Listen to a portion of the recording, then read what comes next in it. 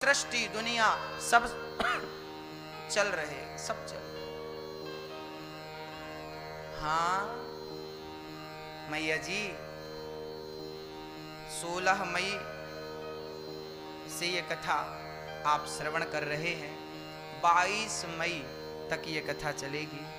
इस कथा के पीछे उद्देश्य है, आप सभी को उद्देश्य क्या है कि आप सभी के हृदय में भक्ति का दीपक जलाऊं, प्रेम का दिया जलाऊं और साथ में मेरी उन माँओं की सेवा करूं जिन माँओं को आज बच्चे घर से निकाल देते हैं, जिन वृद्ध माताओं का आज कोई सहारा बनने को तैयार नहीं है। जब मैं तमाम जगह पर कथा सुनाने जाता हूं तो मेरी माँ मेरे पास आती हैं, बहुत सारी वृद्ध माँ मेरे पास आती हैं और कहती हैं, बेटा आप अपने साथ मुझे ले चलो, आप अपने साथ ले चलकर मेरी सेवा करो। मुझे लगता है कि मैं जब वो माताएं कहती हैं साथ ले चलो तो मैं मानता हूं कि ये आदेश ईश्वर का है और भगवान कहना चाहते हैं कि बेटा तू इनकी ले जाकर सेवा कर। इन माँओं के लिए, इन माताओं के लिए वृंदावन में यहीं पास में हम आपको ले चलेंगे दर्शन कराने। 21 मई को तो भूमि पूजन है, आप सम्मिलित होंगे। यहाँ पास में वृंदावन में एक वृद्धाश्रम का निर्माण होने जा रहा है, उसकी ईंट रखी जा रही है, नींव रखी जा रही है, शिलान्यास किया जा रहा है। इस वृद्धाश्रम में वो वृद्ध माताएं रहेंगी जो अपने बच्चों की सताई हुई हैं, बच्चों की ठुकराई हुई हैं, दर दर की ठोकर खाती हैं। ऐसी माताओं को हम लाड़ करें, ऐसी माताओं को हम प्यार करें, सम्मान करें, आदर करें। और याद रखना मेरी माँ, सोचिए बेटा अपने घर पे माँ को नहीं रख पाता, ये दास अनिरुद्ध का प्रयास है, सपना है कि वृंदावन में बिहारी जी की शरण में हम अपनी माँ को रखेंगे और अपनी माँ की सेवा करेंगे। बताइए इस तीर्थ में हमारी माँ, पहली बात तो वृद्धों की सेवा हम करेंगे वो लाभ मिलेगा, और दूसरा लाभ ये मिला कि आपके सहयोग से किसी माँ को जीवन भर के लिए वृंदावन प्राप्त हो जाएगा। कितना बड़ा पुण्य है। तीर्थ हम भले ना कर पाए पर हमसे कोई तीर्थ कर ले, हमारे द्वारा कर ले, इससे बड़ा सौभाग्य कुछ हो सकता है। मेरी माँ, इस वृद्धाश्रम में इस प्रकल्प से आप जुड़िए और आप सदस्य बनिए। जिनको मेंबर बनना है, आजीवन सदस्य बनना है, इस वृंदावन में आप अपने लिए एक कमरा बनवा सकते हैं। जब आपका मन करे आप आओ, जब आपका मन करे आप रहो, जब आपका मन करे आपके बच्चे आए, बच्चे रहें, जीवन भर आप रहो, वो कमरा आपका रहेगा, चाबी आपके पास रहेगी। और आप जब घर पे रहेंगे तब वहां पर बूढ़ी माँओं की सेवा होगी, वृद्ध माएँ रहेंगी। आप सामर्थ्यवान हैं तो किसी वृद्ध माँ के लिए एक कमरा ही भेंट कर दीजिए, एक माँ के लिए कमरा दे दीजिए। माँ बाप बच्चों के लिए बंगला बना कर देते हैं, आज इन बूढ़ी माताओं के लिए एक कमरा आप दान कर सकते हैं, एक रूम बना कर दे सकते हैं। इस आश्रम के निर्माण में आप जुड़ सकते हैं। अभी ये आश्रम बन रहा है जहां हमारी 100 माताओं की व्यवस्था होगी। आने वाले टाइम पे मेरा सपना है कि मैं हर इंसान में ही मैं भगवान को देखना शुरू कर दिया हूं। जब से मुझे मेरे गुरुजनों ने कहा है कि पत्थर में भगवान को खोजने की बजाय किसी इंसान का दुख दूर कर दो, किसी इंसान में जिन बिहारी जी को आप पत्थर में देखना चाहते हो, उन्हीं बिहारी जी की छवि किसी माँ के अंदर देखना शुरू कर दो, उसी दर्शन को किसी पिता के अंदर करना शुरू कर दो, बस मिल जाएंगे भगवान। इन बूढ़ी माँओं को भगवान मानकर, इन बूढ़ी माँओं को ईश्वर मानकर ये दास अभी यहाँ पर वृद्ध माताओं की सेवा के लिए कार्य कर रहा है। और आने वाले टाइम पे अभी तो 100 माताओं की सेवा होगी, वो दिन दूर नहीं जब आपका सहयोग, आपका प्यार मिलेगा तो हम हजारों माताओं की सेवा करेंगे और एक बहुत विशाल कार्य करते हुए अपनी वृद्ध माताओं की सेवा। आने वाले टाइम पे ये प्रयास भी रहेगा कि हर शहर में एक वृद्धाश्रम गौरी गोपाल आश्रम के द्वारा, गौ गौरी गोपाल सेवा संस्था के द्वारा बनाया जाए, जहां किसी भी माँ को रहने की और भोजन की व्यवस्था प्रदान की जाएगी। कोई माँ हमारे भारत में दुखी ना रहे। हम कोशिश करने में पीछे क्यों हटें? और कोशिश करने में बुराई क्या है? यदि हम चाह रहे हैं कि हम आपकी आंखों के आंसू पोंछेंगे, हम कितना पोंछ पाते हैं, कितना आपको हंसा पाते हैं, वो आगे का विषय है। पर हंसाने का, आपको सुख देने का हमने सोच लिया है, ये बहुत बड़ी बात है। आप सोच रहे हैं, ये बहुत बड़ी बात है। बस आगे आपका सहयोग। आप आजीवन मेंबर बन सकते हैं, आजीवन सदस्य बन सकते हैं। इस कार्य से जीवन भर के लिए जुड़ सकते हैं, अपने बच्चों को जोड़ सकते हैं।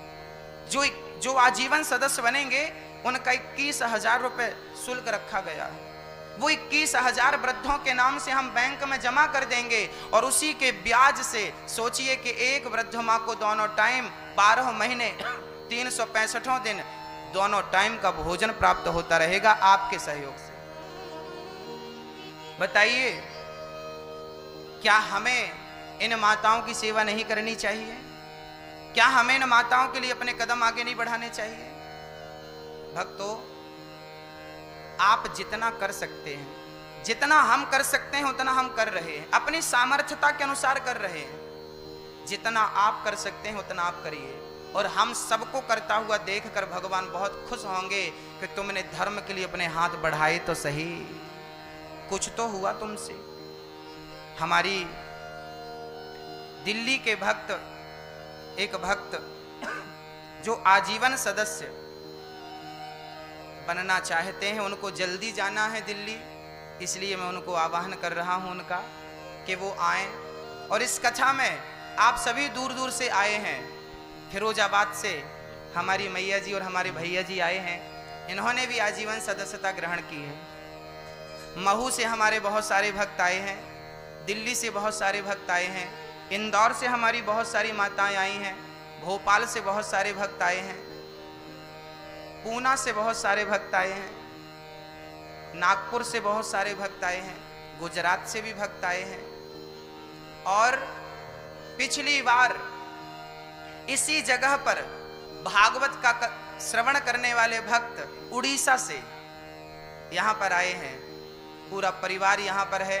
पिछली बार आप यजमान बनकर यहाँ पर कथा आप श्रवण कर रहे थे, आप भी पधारे हैं उड़ीसा से। आप सभी भक्तों का दास अनिरुद्ध स्वागत करता है।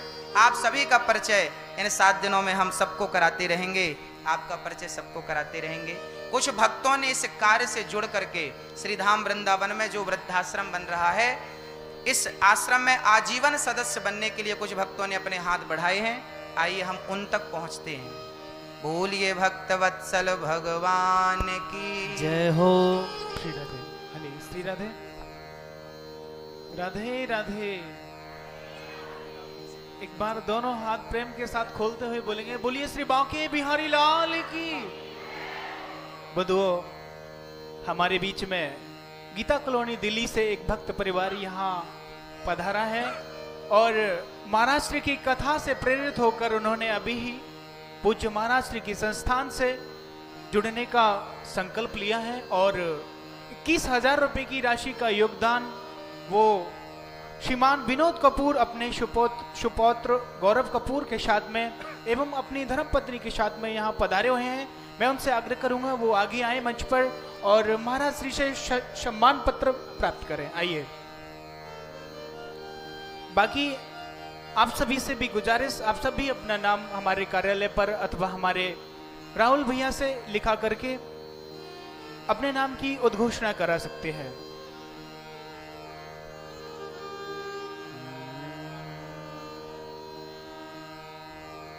जोरदार तालियां, एक बार जोरदार तालियां। आजीवन सदस्य बन रहे हैं।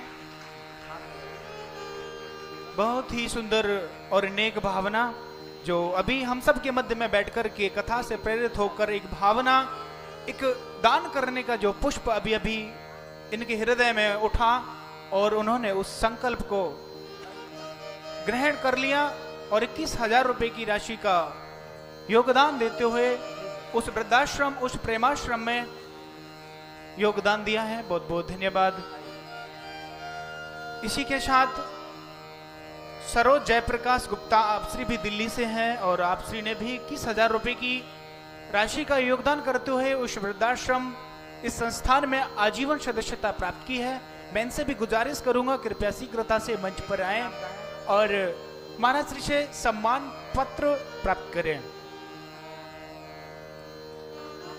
जोरदार तालियों के साथ सभी का वंदन करते रहे।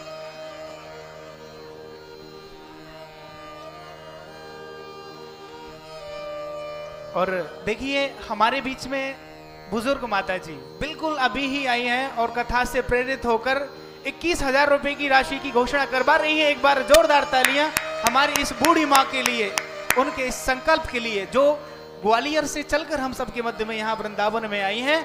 मैं इनके इस संकल्प के लिए बहुत बहुत धन्यवाद देता हूँ और ठाकुर जी से यही प्रार्थना करता हूँ उनके जीवन में, उनके परिवारी जनों, इष्ट मित्र, बंधु बांधवों के जीवन में हमेशा खुशियां भरपूर बनी रहे।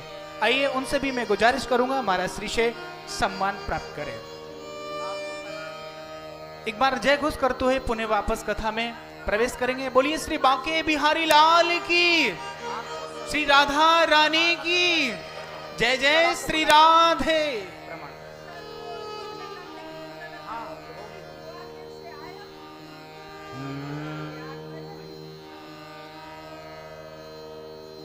बोलिए भक्तवत्सल भगवान की, मोर मुकुट वंशी वाले।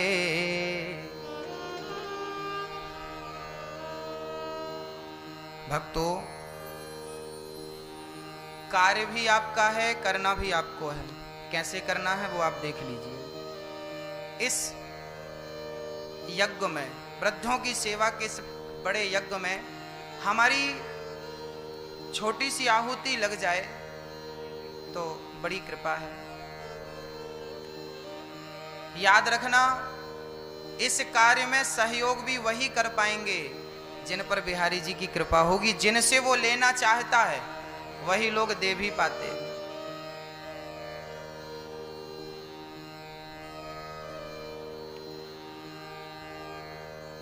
सच्चिदानंद रूपाय विश्वोत्पत्त्यादि हेतवे तापत्रय विनाशाय श्रीकृष्णाय वयं नुमः।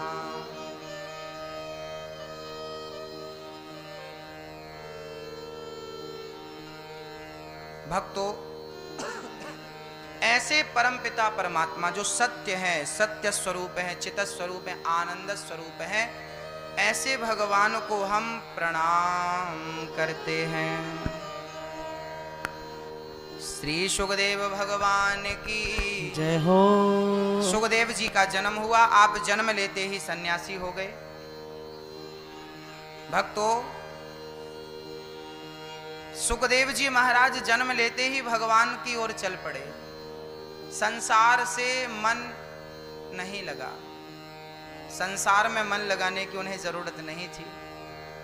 जन्म लेते ही आप भगवत प्राप्ति की ओर निकल पड़े। ऐसे सुखदेव जी को भी हम नमस्कार करते हैं। नैमिषारण्य में 88,000 संत विराजमान थे। इन संतों के बीच में श्री सूत जी का पदार्पण हुआ। सभी संतों ने खड़े होकर उनका अभिवादन किया। सूत जी महाराज ने कहा, आप इतने बड़े बड़े संत मुझ बच्चे का सम्मान कर रहे हैं, क्यों? तब उन संतों ने कहा कि आप उम्र में बहुत छोटे हैं पर ज्ञान में बहुत बड़े हैं। याद रखना, सम्मान पैसे वाले का नहीं, सम्मान तो उनका होता है जो पैसे को त्याग कर जो भगवत प्राप्ति की ओर बढ़ते हैं। इसका एक उदाहरण मीराबाई है। आप बताइए, आज वर्तमान में ऐसा कौन सा धनवान है जिस धनवान की आप लोग पूजा करते हो? आप लोग किसी धनी व्यक्ति की पूजा करते हैं? करते नहीं। लेकिन धन का त्याग कर मीराबाई घर से निकल गई थी, तो आज हम सभी मीरा का आदर करते हैं, सम्मान करते हैं, पूजा करते हैं। नरसिंह मेहता धन दौलत को छोड़कर भगवत प्राप्ति की ओर निकल पड़े। ध्रुव और प्रहलाद सब कुछ छोड़कर श्री कृष्ण की ओर बढ़ गए, भगवान की ओर बढ़ गए। जो दुनिया में लिपटा, जो धन दौलत में उलझा है, वो मंजिल तक नहीं पहुंचता। जो इसे त्याग के आगे बढ़ता है वही लक्ष्य तक पहुंचता है, वही ईश्वर को प्राप्त करता है। भक्तों, सूत जी महाराज ने सौनकादि ऋषियों से पूछा कि आपकी क्या इच्छा है, मुझे से कहें। तब शौनकादि ऋषियों ने कहा, भक्ति ज्ञान विरागाप्तो विवेको वर्धते महान, माया मोह निरासश्च वैष्णवै क्रियते कथम। भक्ति ज्ञान विराग अर्थात भक्ति ज्ञान और वैराग्य, जब भगवान की शरण में जाएंगे तो भक्ति भी बढ़ेगी, ज्ञान भी बढ़ेगा और वैराग्य भी बढ़ेगा। सबसे जरूरी है भक्ति का बढ़ना। भक्ति आ गई तो ज्ञान आ जाएगा, वैराग्य आ जाएगा। और भक्ति नहीं आई और ज्ञान आ गया तो भक्ति के बिना जो ज्ञान आएगा वो अहंकार दिला देगा, आपको अहंकारी बना देगा, आपको आपकी बुद्धि भ्रष्ट कर देगा और वो आपको नरक में डाल देगा। ज्ञान भी खतरनाक है। ज्ञान भी, भाई कोई भी दवाई लेनी हो तो एंटीबायोटिक लेनी पड़ती है कि नहीं? तो ज्ञानी को ना भक्ति की ये दवाई लेनी पड़ेगी नहीं, वो रिएक्शन हो जाएगा। ज्ञान अक्सर अहंकार पैदा करता है। ज्ञान क्या पैदा करता है? ज्ञान अक्सर हमें अहंकारी बना देता है। जिसको भी ज्ञान है, आपने देखा होगा आपकी सोसाइटी में, आपकी कॉलोनी में कुछ लोगों को ज्यादा कुछ समझ में आ जाए ना, ज्यादा इतिहास पढ़ लें, ज्यादा राजनीति कर लें, ज्यादा कुछ वेद पुराण पढ़ लें, तो वो अपनी अपनी छौंकते रहते हैं। अरे साहब तुम क्या जानो, हाँ बैठो हम समझाते हैं, हम बताते हैं। ये लोग ना ज्ञानी नहीं, ये अध कचरे लोग हैं। इनको अपने ही ज्ञान का ज्ञान से ज्यादा अहंकार है। ज्ञान होना बुरा नहीं है, लेकिन अहंकार होना बुरा है। अरे रावण जैसा ज्ञानी कौन होगा, लेकिन ज्ञान के साथ अहंकार आया तो गली गली पुतले जलाए जा रहे हैं। यदि अहंकार है आपको आपके ज्ञान का, तो वो ज्ञान किसी काम का नहीं। भक्त नैष्कर्म्यप्यच्युत भाव वर्जितम न शोभते ज्ञानमलम निरंजनम। शास्त्र कहते हैं कि ज्ञान की शोभा तब है जब वो भक्ति से ओतप्रोत हो, भक्ति में डूबा हो, प्रेम में डूबा हो। हाँ, प्रेम में डूबा हो। हमारे हैदराबाद से भैया जी आए हैं, आइए यहाँ। हाँ, हैदराबाद से आए हैं भैया, आइए। ये इतने प्रेमी हैं, इन्होंने कहा कि अभी मैं 8 महीने से कथा सुनना शुरू किया हूं और 8 महीने की कथा में इतने प्रेमी बन गए कि सोचिए हैदराबाद से बहुत बड़ा बिजनेस है आपका, सब छोड़कर बिहारी जी की शरण में आ गए। आइए, इन्होंने, मैं इनके बारे में आपको क्या बतलाऊं। ये वो भक्त हैं जो वृंदावन में वृद्ध माताओं के लिए एक रूम का दान कर रहे हैं, एक कमरा बनवा रहे हैं वृद्ध माताओं के लिए। जब मन पड़े आप आए, जब मन करे व्रत करें, आप घर जाएं, आपके बाद बच्चे आए, वृद्ध लोग जुड़े रहें। आपकी आंखों में आंसू थे, आज सुबह आप हमसे मिले, आंखों में आंसू थे, इतना प्रेम। इन्होंने कहा कि कथा मैंने 8 महीने से शुरू की है सुनना, और इन 8 महीनों में इतना बदलाव है कि पूरी जिंदगी में इतना बदलाव कभी नहीं था जितना बदलाव जब से कथा सुनी। सही है? सही है ये बात? सही है, सबको बताइए सही है। हैदराबाद से हैं, बहुत बड़ा बिजनेस है आपका, बहुत बड़े व्यापारी हैं आप। भगवान करे खूब तरक्की करें, लेकिन आपकी तरक्की धर्म से जुड़ी रहे, कृष्ण से जुड़ी रहे। वृद्धों का दीन दुखियों का हम दुख दर्द समझते रहे। स्वागत है, सब लोग ताली बजाकर आपका अभिवादन करें, स्वागत करें, वंदन करें। स्वागत है आपका, मंगल हो, आप विराजित। भगवत कृपा बनी रहे। आप बहुत सारे भक्त यहां बैठे हैं, मैं सबका परिचय आपसे कराऊंगा। जितना हो सके हमें वृद्धों के लिए, वृद्ध माताओं के लिए। एक बात बताइए, क्या बच्चा, क्या माँ बाप, क्या माँ कभी अपने बेटे को रोने देती है? कौन सी माँ होगी जो अपने बेटे को रोने दे? है कोई इस दुनिया में ऐसी माँ? इस दुनिया में एक भी ऐसी माँ नहीं है जो अपने बच्चे को रोने देती है, रोने दे ना, किसी को दया नहीं आएगी, पर माँ तो दौड़कर कलेजे से लगा लेगी, हृदय से लगा लेगी। यदि माँ अपने बच्चे को नहीं रोने देती तो क्या हम अपनी माताओं को रोने दें? क्या हमारा फर्ज नहीं बनता कि हम उनके लिए हाथ बढ़ाएं? क्या हमारा फर्ज नहीं बनता कि हम उन माताओं की आंसू पोंछें? हम किस योग्य, ईश्वर ने हमें किस योग्य बनाया है? जिस योग्य बनाया है, अपनी योग्यता का सही परिचय देने का टाइम आ गया है। हमारे धन को धर्म से जोड़ने का टाइम आ गया है। अभी तक तो हम दान नहीं करते थे तो भी चलता था, पर अब नहीं चलेगा। अब आपको सहयोग इसलिए करना पड़ेगा क्योंकि ये भाव बना के करना पड़ेगा कि ये सहयोग हम आश्रम के लिए नहीं, हम अपनी माँ का सहयोग कर रहे हैं, अपनी माँ के लिए। आपकी बूढ़ी माँ जिंदा है तो उनके नाम से, और बूढ़ी माँ नहीं है तो अपनी माँ की स्मृति में, माँ की याद में एक माँ की सेवा हम सभी को करने का संकल्प लेना चाहिए। ये दास पूरी जिंदगी सेवा के लिए जिएगा। जब तक सांस रहेगी तब तक वृद्धों की सेवा और गरीब परिवार की बेटियों का विवाह। जैसा कि आपको विदित है कि हम हर कथा में गरीब परिवार की बेटियों का विवाह है। गरीब माता पिता इतना दहेज कहां से लाएं कि वो अपनी बेटी को इतना बड़ा पैमाना दे पाए, इतना कुछ धन धान्य दे पाए। देने लेने की बात बिल्कुल नहीं है, पर शादी विवाह में जितने खर्चे होते हैं एक आम पिता वो खर्चे भी नहीं उठा पाता। बारात को खिलाना, भोजन प्रसादी, टेंट का खर्चा, तो फलाना खर्चा, छोटे मोटे फिर भी खर्चे होते हैं। अरे हर बाप चाहता तो है कि कम से कम बिटिया को इतना सा मंगलसूत्र तो दूं। तो ऐसे गरीब पिता जो मजदूरी पर निर्भर हैं, ऐसे माँ बाप अपनी बेटी के विवाह में कहां से खर्च करेंगे? ईश्वर ने हमें योग्य बनाया है, तो क्या हम सहयोग नहीं कर सकते? हम सेवा नहीं कर सकते? तो ऐसी बेटियों का भी विवाह, ये दास अभी हर वर्ष 100 बेटियों का विवाह करने का प्रयास रहता है। कई 100 बेटियों का विवाह हो चुका, और बेटियों के साथ अब वृद्ध मेरी माताएं, जब इन माताओं ने हमसे कहा तो ही ये बात ख्याल दिल में आई कि अब हमें ये कार्य भी करना चाहिए, क्योंकि इसके पीछे ईश्वर का आदेश है।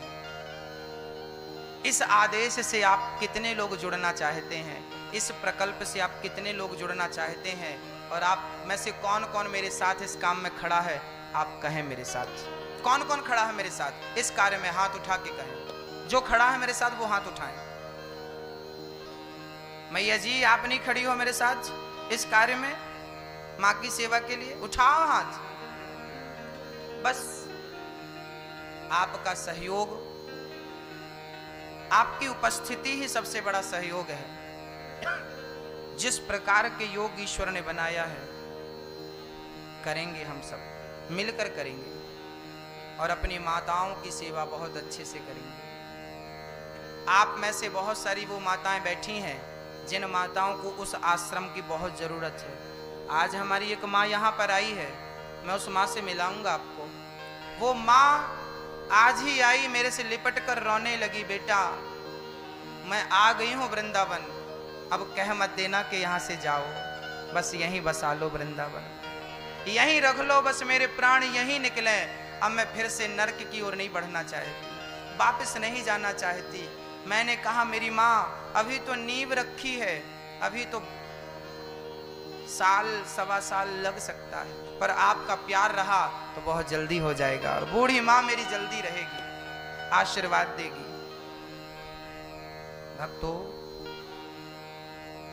श्री सूत जी महाराज कहते हैं, आपने बड़ा उत्तम प्रश्न किया। भक्ति बढ़े, ज्ञान बढ़े, वैराग्य बढ़े, काल अव्याल मुखग्रास त्रास निर्णास हेतवे। काल के मुख में समाया हुआ व्यक्ति कब तक सुरक्षित है? अरे कब प्राण निकल जाए कोई नहीं जानता। जब तक प्राण है, जब तक जीवन है, तब तक कुछ अच्छा कर लो, तब तक कुछ सुन लो, कथा सुन लो, कीर्तन कर लो, कृष्ण से प्रेम कर लो, क्योंकि प्राण निकलने के बाद मरने के टाइम 10 मिनट का टाइम रहेगा आखिरी में, और तब चाहोगे कुछ करना तो कुछ कर नहीं पाओगे। इसलिए काल व्याल मुखग्रास त्राश निर्णास हे तवे श्रीमद् भागवतम शास्त्रम कलौ कीरेण भाषितम। ये भागवत जो है क्या देने वाली है? भक्ति, ज्ञान और वैराग्य। एक बार इस भागवत को श्री सुखदेव जी महाराज सुना रहे थे, परीक्षित जी सुन रहे थे, उसी क्षण देवराज इंद्र अमृत का कलश लेकर आए और अमृत लेकर कहा, गुरुजी, सुखदेव जी प्रणाम, शुकम नत्वा वदन सर्वे स्वकार्य कुशला सुरा। सुखदेव जी कहते हैं, ये कथा मृत आप हमें पिला दो और परीक्षित को अमृत पिला दो। सुखदेव जी हंसने लगे। क्वा स्वधा क्व कथा लोके क्वा कांचः क्व मणिर्महान् ब्रह्मरातो विचार्यैवं तदा देवांजहासः। श्री सुखदेव भगवान ने कहा, इंद्र आप अमृत लेकर आए हैं, बदले में भागवत चाहते हैं। अच्छा देखिए, भागवत किसके बदले में चाह रहे हैं? किसके बदले में इंद्र क्या चाह रहे हैं? अमृत के बदले में क्या चाह रहे हैं? भागवत। अर्थात ये भागवत इतनी श्रेष्ठ है कि इस भागवत के लिए देवराज इंद्र अमृत भी देने को तैयार है। जिस अमृत के लिए देवासुर संग्राम हुआ, आपस में देवता और दैत्य मारे गए, भगवान को मोहिनी अवतार लेना पड़ा, धनवंतरी अवतार लेना पड़ा, समुद्र मंथन करना पड़ा, उस अमृत के लिए जिसके लिए लड़ाई झगड़ा चल रहा था, आज उस अमृत को इसके सामने लाकर रख दिया। अर्थात वो अमृत वो गति नहीं दे सकता, वो अमृत पियोगे तो स्वर्ग मिलेगा, जबकि ये अमृत पी लोगे कथामृत तो भगवान प्राप्त हो जाएंगे। तब कथामृतम तप्त जीवनम। स्वर्ग का अमृत भी इस अमृत के सामने तुच्छ है। कहां कांच का टुकड़ा और कहां मणि, कहां मणि कहां कांच का टुकड़ा। स्वर्ग का अमृत है टुकड़ा कांच का, कथामृत है मणि। ये भागवत कोई साधारण नहीं है मेरी मां, ये रसिकों का ग्रंथ है। कहीं सुनहि बहुविधि सब संता। एक बार इस कथा को देवर्षि नारद जी ने भी सुना। बोले नारद जी, सौनक जी बोले नारद जी तो बड़े व्यस्त रहते हैं, कीर्तन करते रहते हैं, चलते फिरते रहते हैं, उन्हें कहाँ फुर्सत मिलेगी कथा सुनने की, क्योंकि कथा के लिए तो 7 दिन स्थायी चाहिए होता। बोले नारद जी एक बार मृत्यु लोक में आए। मृत्यु लोक में कहां कहां गए? बोले पुष्करम चा प्रयागम चा काशीम गोदावरीम तथा।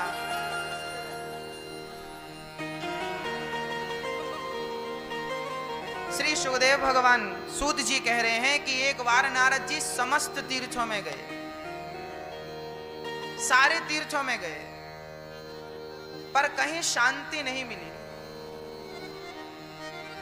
क्यों शांति क्यों नहीं मिली? कारण क्या था? बोले कारण था तरुणी प्रभुता गेहे।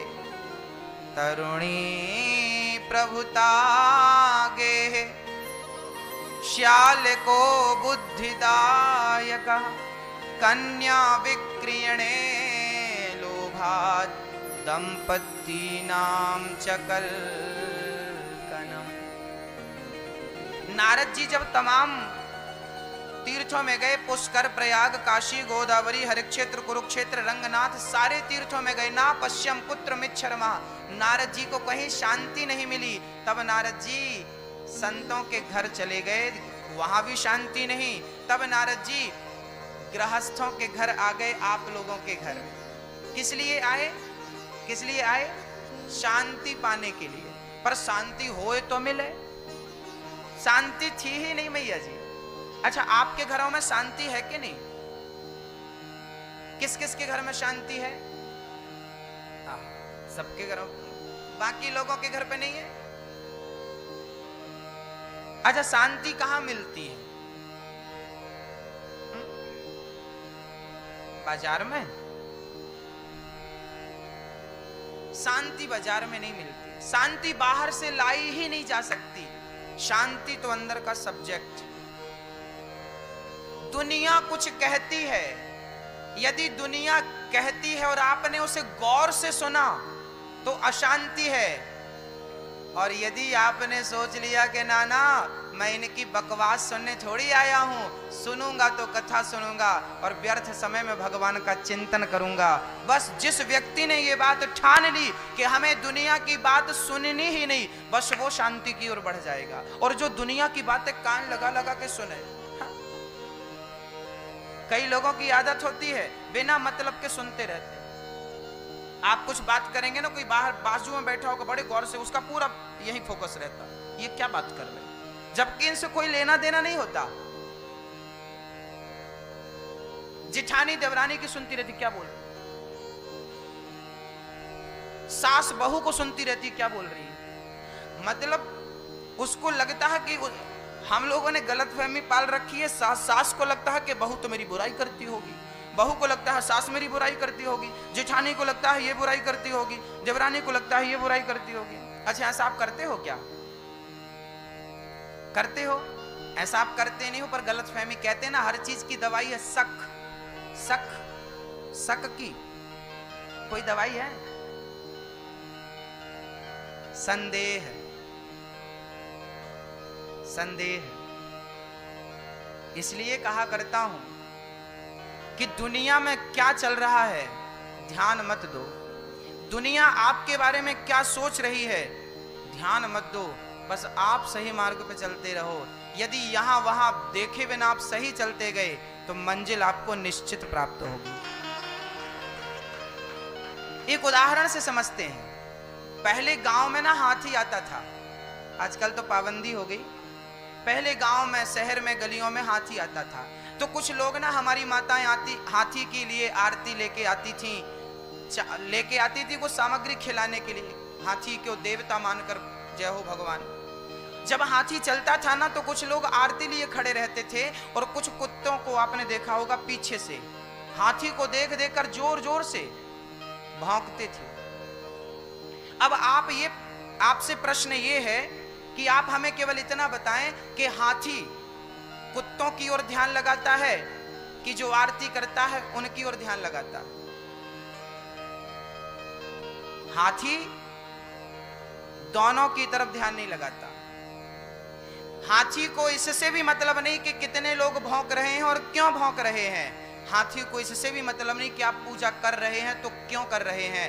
हाथी तो मस्ती से अपने गंतव्य की ओर बढ़ता जाता है, लक्ष्य की ओर बढ़ता जाता है। उसे कोई फर्क नहीं पड़ता कि लोग हाथ जोड़ रहे हैं कि लोग भौंक रहे हैं। आप जब चलेंगे तो आरती उतारने वाले भी मिलेंगे, भौंकने वाले भी मिलेंगे। ना तो आरती उतारने वालों पे ध्यान देना, ना तो भौंकने वालों पे ध्यान देना। बस ध्यान हो केवल लक्ष्य की ओर। यदि लक्ष्य साध कर आगे बढ़ोगे तो मंजिल निश्चित प्राप्त होगी। मीराबाई उदाहरण। मीराबाई जब गली गली ऐसी लागी लगन, मीरा हो गई मगन, वो तो गली गली हरि गुण गाने लगी। जब मीराबाई पैरों में घुंघरू बांधकर नाचती तो ससुर कहता, दुनिया कहती चरित्रहीन हो गई है, चरित्र से गिर गई है। रात को 12 बजे तक संतों के बीच में रहती है, कुछ गड़बड़ है, कुछ गड़बड़ है। मीरा के अंदर गड़बड़ था कि कहने वालों के अंदर गड़बड़ था? बताइए। गड़बड़ वो नहीं होता जो सही दिशा पे चलता है, गड़बड़ वो लोग होते हैं जो सही दिशा में चलने वालों के पांव पकड़ के खींचते हैं। उनमें आप सम्मिलित मत हो जाइए, पांव पकड़ के खींचने वालों में। बस मीराबाई चलती रही, चलती रही, चलती रही, चलती रही। लड़कपन से लेकर जवानी तक कृष्ण का भजन किया और जवानी में भटकी नहीं, क्योंकि अक्सर लड़कपन गुजर जाता है, ये जवानी नहीं कटती। जवानी अंधी होती है, ये जवानी नहीं कटती। पर धन्य है मीराबाई, कृष्ण प्रेम में उन्होंने अपनी जवानी भी काट दी, अपना बुढ़ापा भी काट दिया, और यहाँ तक कि अपने आप को समर्पित कर दिया। जगन्नाथ अपने आप को द्वारिकाधीश के पास ले जाकर समर्पित कर दिया। कन्हैया, चलती चलती तेरे द्वार पर पहुंची हूं, अब किसी और के द्वार पर भेजना मत। बस कहना यह था कि द्वारिकाधीश ने मुंह खोल लिया और पूरी की पूरी मीरा भगवान के भीतर समा गई। कहीं मीराबाई की समाधि नहीं है, याद रखना, आज कहीं समाधि नहीं मिलेगी, क्योंकि भगवान के अंदर मीरा समा गई थी। भगवान के अंदर समा गई मीराबाई, कहीं समाधि नहीं। चैतन्य महाप्रभु जगन्नाथ भगवान के भीतर समा गए। यदि वो देखने लगती कि लोग क्या कह रहे हैं, तो क्या पहुंच पाती? बस भूल जाइए कि लोग क्या कह रहे हैं। नारद जी कहते हैं शांति नहीं है, आज लोग अशांत रहते हैं। धन बहुत है फिर भी अशांत है, मन खिन्न है। कारण क्या है? क्योंकि संतोष नहीं। तरुणी प्रभुता के है, घर में नई नई बहुओं की चलती है, सासू माँ की कोई पूंछ नहीं। अच्छा, आप लोगों की पूंछ है कि नहीं? पूंछ हनुमान जी की तो थी, हनुमान जी वाली तो नहीं है ना। अच्छा, हनुमान जी ने अपनी पूंछ में आग लगवा दी थी लंका में, पूंछ पर आग लगा दी। आप लोग कहते हैं हमारी पूंछ नहीं है ना, आप लोगों की भी पूंछ है। आप कहते हैं महाराज जी फलाने के घर गए थे, फलाने ने तो पूछा ही नहीं, फलाने के घर गए थे बैठने तक को नहीं पूछा। आप लोगों का सबसे ज्यादा झगड़ा इसी बात को लेके होता है, हमें पूछा नहीं। हाँ या ना? सबका झगड़ा होता, हमें पूछा नहीं, हमें नहीं पूछा, हमें नहीं पूछा। लो, इसलिए ये जो पूंछ है, हमें नहीं पूछा, हमें नहीं पूछा, हमें नहीं पूछा, इस पूंछ पर श्री हनुमान जी ने आग लगा दी। हनुमान जी ने अपनी पूंछ पे आग इसलिए लगा दी क्योंकि हनुमान जी जब लंका में आग लगा के वापस जाएंगे तो सब लोग पूछेंगे, आप तो बड़े पहलवान निकले, आपने तो, हनुमान जी ने तो लंका में आग लगा दी। तो हनुमान जी कहना चाहते थे कि मेरी पूंछ ना हो, बस राम की पूंछ ही मेरी पूंछ हो, मेरी अपनी कोई पूंछ ना हो, मेरी अपनी कोई पहचान ना हो, राम ही मेरी पहचान बने, मेरी अपनी कोई पहचान नहीं। बस हनुमान जी ने अहंकार की पूंछ में आग लगा दी। मैं लंका से आग लगाकर जा रहा हूं, कहीं अहंकार ना जाए, कहीं हनुमान जी ऐसे ऐसे ना चलने लगे, देखो राम जी, मैं ना होता तो कोई सीता को खोज नहीं पाता। ये बात कह सकते थे हनुमान जी। राम जी, मैंने आपका बहुत बड़ा काम कर दिया, मैं ना होता ना तो आप तो रोते रह जाते यहाँ पे। हाँ, कोई सब मना कर रहे थे, अंगद कह रहा था मैं नहीं जाऊंगा, जामवंती जी बोल रहे थे मैं समुद्र पार नहीं जाऊंगा, सब हार गए थे, वो तो मैं गया। तो हनुमान जी कहीं अहंकार ना करें, इसलिए हनुमान जी ने स्वयं अपनी पूंछ में आग लगा दी कि प्रभु, अब ये बात जब लंका से गए ना हनुमान जी, तो राम जी ने ये बात कही, वाह हनुमान जी, आप कितने बड़े हैं, मैं तो आपका ऋणी हो गया। प्रभु क्यों? बोले, राम जी बोल रहे हैं, हनुमान तुम ना होते तो सीता का पता कोई लगा ना पाता। हनुमान जी समझ गए कि मेरे राम मुझे चने के झाड़ पे चढ़ा रहे। हनुमान जी समझ गए कि ये मेरे को अहंकारी बना रहे हैं। तुरंत हनुमान जी ने चरण पकड़ लिए, राम जी के उठाकर मस्तक पर रख लिया और कह दिया कि प्रभु, लंका मैं नहीं गया था, लंका तो आपने मुझे भेजा था। राम जी बोले, नाना तुम तो बड़े पहलवान निकले, हनुमान जी आप तो छलांग लगा के लंका चले गए, छलांग मार कर लंका चले गए, इतने बलवान हैं आप। हनुमान जी बोले, प्रभु मेरा अहंकार मत बढ़ाइए, मैं छलांग लगा के लंका नहीं गया, मैं तो जहाज पर बैठ के गया था, एरोप्लेन। राम जी बोले वहां कौन सी एरोप्लेन मिल गई तुम्हें? बोले आपने हमें जो अंगूठी दी थी ना, उस अंगूठी पे क्या लिखा था? जोर से बोलो। राम लिखा था। तो उस अंगूठी को हनुमान जी ने कहां रखी थी लंका जाने के टाइम? अपने मुख में, मुख पे रखी। किसी ने हनुमान जी से प्रश्न कर दिया कि हनुमान जी आप तो इतने बड़े ज्ञानी हैं, ज्ञानी नामाग्रगण्यम, अब बताइए अंगूठी कोई मुंह पे रखता है, आपने क्यों रखी? हनुमान जी बोले अंगूठी तो कोई मुंह पे नहीं रखता, पर अंगूठी में जो लिखा था उसे तो मुख पे ही रखना चाहिए। क्या लिखा था? तो राम कहां होना चाहिए? मुख में। राम नाम मणि दीप धरो, जीह देहरी द्वार, तुलसी भीतर बाहिरो, जो चाहत उजियार। राम नाम का दीपक अपनी जिह्वा पर रख लो, ताकि इस लोक में भी प्रकाश हो, परलोक में भी आपको प्रकाश प्राप्त हो। हनुमान जी प्रभु मुद्रिका मेली मुख माही, आगे आप बोलो। अब इसका अर्थ समझो। प्रभु मुद्रिका मेली मुख माही, जलधि लांघ गए। जलधि, जलधि मतलब समुद्र, जल कई राशि। जलधि लांघ गए, अचरज, अचरज मतलब आश्चर्य नहीं है। क्यों? हनुमान जी से राम जी ने कहा आप समुद्र लांघ गए, आश्चर्य क्यों नहीं है? हनुमान जी बोले प्रभु मैं थोड़ी लांघ कर गया हूं, बोले राम नाम के जहाज पर बैठकर मैं पार हो गया। हनुमान जी ने अहंकार आने के जितने रास्ते थे सब पर ताला ठोक दिया। आप लोग अहंकार आने देते हो तो अहंकार आता है। आप कहते हैं मैंने किया, मैं कर रहा हूं, मैं ये अहंकार आप बुला रहे हैं, आप इनवाइट कर रहे हैं अहंकार आओ और हमारा सर्वनाश कर जाओ।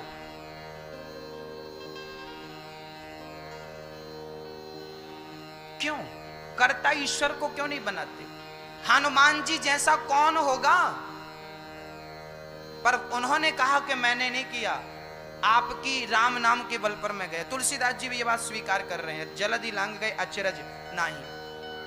अच्छा, राम जी बोले तो ठीक है तुम गए तो थे हमारे जहाज में बैठकर, पर वापस आए हो तो छलांग लगा के आए हो, अब तो यहां हम आपकी तारीफ कर सकते हैं ना। हनुमान जी बोले यहां भी आप हमारी तारीफ मत करो। तो फिर आप, हनुमान जी बोले मैं गया भी जहाज से था और आया भी जहाज से। बोले आए किस जहाज से? बोले जब मैं आने लगा था तो सीता मैया ने मुझे कुछ दिया था। क्या दिया था? चूड़ा मणि उतार तब दयाऊं, हरस समेत पवन सुत लयाऊं। हनुमान जी बोले गया था आपके जहाज में बैठकर, आया हूं माता जी के जहाज में बैठकर, मेरा कुछ नहीं। और लंका में हनुमान जी, राम जी बोले ठीक है तुम गए हमारे जहाज में, आए हमारे जहाज में, पर लंका में आग तो तुम नहीं लगाई, वहां मैं थोड़ी था। हनुमान जी बोले वहां भी आप थे। देखिए भक्त हर जगह भगवान को देख लेता है। हनुमान जी बोले वहां भी आप थे। बोले कैसे? हनुमान जी बोले कि मैं जब गया था तब मेरा उद्देश्य नहीं था कि मैं लंका जलाऊं, या आपने भी नहीं बोला था कि लंका जला के आना, पर जब मैं अशोक वृक्ष के ऊपर चढ़ा तो रात के 11 बजे सीता मां बैठी उदास। उसी समय त्रिजटा नाम की एक राक्षसी आई, विभीषण की बेटी। त्रिजटा विभीषण की पुत्री थी। त्रिजटा नाम राक्षसी एका, वो त्रिजटा रात को आई और सीता जी से कहने लगी सीता अभी मैं शाम को सोई, कल जब मैं कल सोई तो मुझे ना एक स्वप्न आया। क्या सपना आया? बोले सपने बानर लंका जारी और जातु धान सेना सब मारी।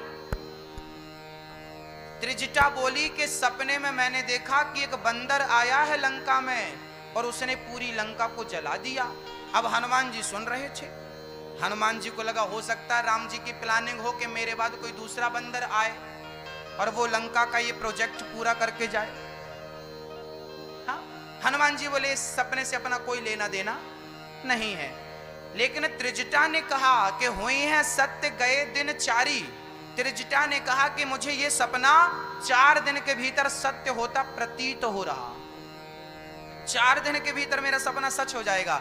अब हनुमान जी को समझ में आ गया कि राम जी ही त्रिजटा के सपने में आए और राम जी ने ही कहा कि तुम गए हो तो लगे हाथ आग वाग भी लगाया हो।